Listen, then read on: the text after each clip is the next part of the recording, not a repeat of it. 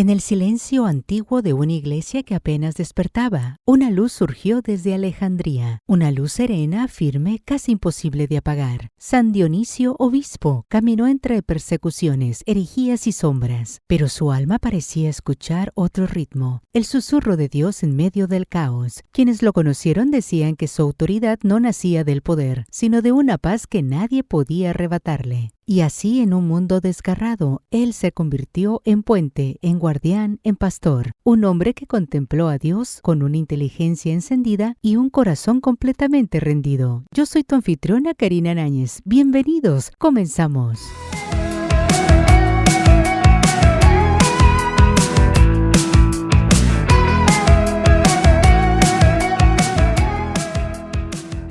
Entre los muchos santos que han llevado el nombre de Dionisio, el santo de hoy fue llamado el Grande o Dionisio Magno. San Atanasio lo llamó maestro de la Iglesia Católica por su gran sabiduría y el notable ascendiente que tuvo entre los católicos de su tiempo. Nació y vivió en Alejandría, Egipto, y al principio era pagano, pero después de haber tenido una visión y al dedicarse a estudiar la Sagrada Biblia se dio cuenta de que la verdadera religión es la católica y se convirtió. En aquellos tiempos, la escuela de teología más famosa que tenía nuestra Santa Iglesia era la de Alejandría. Allá iban a enseñar o a aprender los más destacados intelectuales del clero y Dionisio brilló allí como un alumno especialmente dotado de gran inteligencia y de prodigiosa memoria. Y poco después de graduarse fue nombrado como director de tan famosa escuela, cargo que ejerció durante 15 años con aplauso de todos. En el año 247 Dionisio fue elegido obispo de Alejandría, pero luego empezaron las persecuciones. Al principio eran los sacerdotes paganos que incitaban al populacho contra los seguidores de Cristo. Luego estalló la terrible persecución de Decio y lo primero que hizo el gobernador de Alejandría fue mandar llevar preso a Dionisio. Los perseguidores lo buscaron por todas partes, menos en su casa, pues imaginaban que había salido huyendo, pero él no se había movido de su habitación. A los 4 días Dionisio dispuso huir con todos sus ayudantes, pero la policía los atrapó y se los llevó presos a todos, menos a uno de los empleados que logró huir a contar la noticia. El fugitivo se encontró con un enorme grupo de personas que se dirigían a celebrar unas bodas y les narró lo sucedido. Aquellos agentes se llenaron de indignación y con palos y piedras atacaron a la policía y les quitaron los prisioneros. Dionisio se oponía a esto y se entristecía de que ya no podía ser mártir. Pero aquellos hombres no le hicieron caso a sus ruegos, sino que lo subieron sobre una mula y lo mandaron al desierto para que allá quedara libre de los perseguidores. En el desierto estuvo varios años hasta que terminó la persecución. Al volver a Alejandría se encontró con que algunos teólogos se oponían al pontífice de Roma y le pedían a él que los apoyara en esta oposición. Dionisio escribió a Novaciano, que era jefe de los rebeldes: es necesario estar resuelto a sufrir cualquier otro daño antes que destruir la unidad de la Iglesia. Hay que estar tan dispuesto a morir en favor de la unidad de la Iglesia como estaría uno dispuesto a morir por defender la fe, y siguió siendo fiel al Papa de Roma. El hereje Novaciano decía que a los que cometen faltas muy graves no se les debe perdonar nunca. San Dionisio, apoyando lo que enseñaba el Papa San Cornelio, escribió varias cartas recomendando tener una gran misericordia con los pecadores y narraba cómo cuando un pobre que había sido muy pecador en vida, estando moribundo, pedía el perdón y la comunión. No teniendo más con quien enviarle la Eucaristía, le mandaron la comunión con un niñito.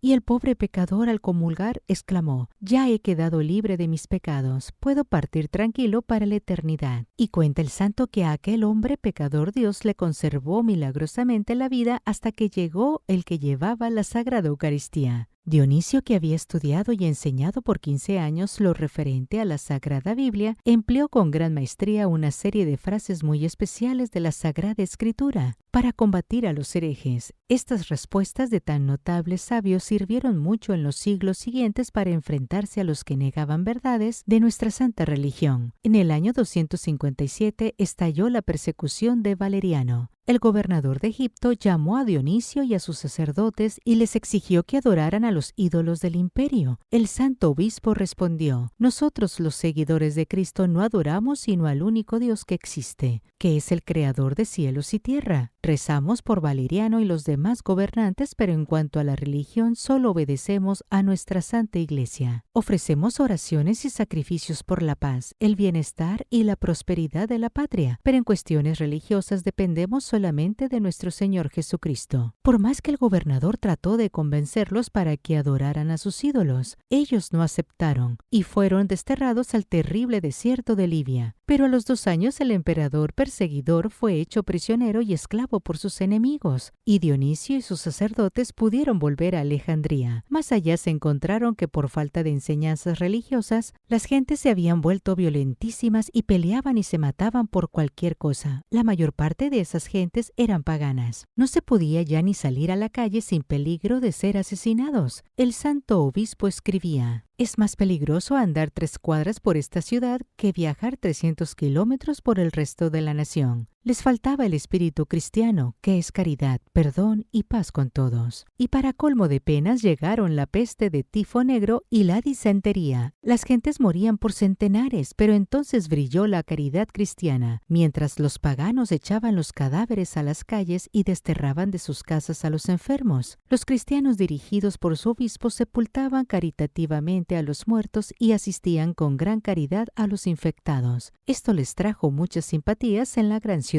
Después de haber sido obispo de Alejandría por 17 años, dando muestra de gran prudencia y santidad y ganándose la simpatía y la admiración de creyentes e incrédulos, San Dionisio murió en el año 265. San Epifanio cuenta que por muchos años las gentes lo recordaban como un verdadero padre y maestro, y dedicaron un templo en su honor. Sus virtudes y sus sabios escritos le dieron fama universal. Que el Espíritu Santo siga enviando a su iglesia sabios y santos que aviven en todo el pueblo un gran amor hacia Dios y una gran caridad hacia los demás. No se registran milagros físicos concretos reconocidos por la Iglesia como en el caso de otros santos, pero sí hay testimonios históricos, aceptados por la tradición católica, que hablan de intervenciones providenciales relacionadas con él. En varias cartas conservadas por la Iglesia se relata que bajo su guía comunidades cristianas completas lograron escapar a tiempo de arrestos y masacres, como si hubiera llegado a Dionisio un aviso interior antes de que sucedieran. Durante una persecución fue capturado y enviado al destierro. Los relatos antiguos cuentan que fue liberado de forma inesperada por personas influidas interiormente. Una liberación que la tradición considera guiada por Dios. No son milagros físicos, pero sí milagros espirituales. Hombres que defendían el paganismo terminaron abrazando la fe al escucharlo, reconociendo que sus palabras tenían una luz no humana.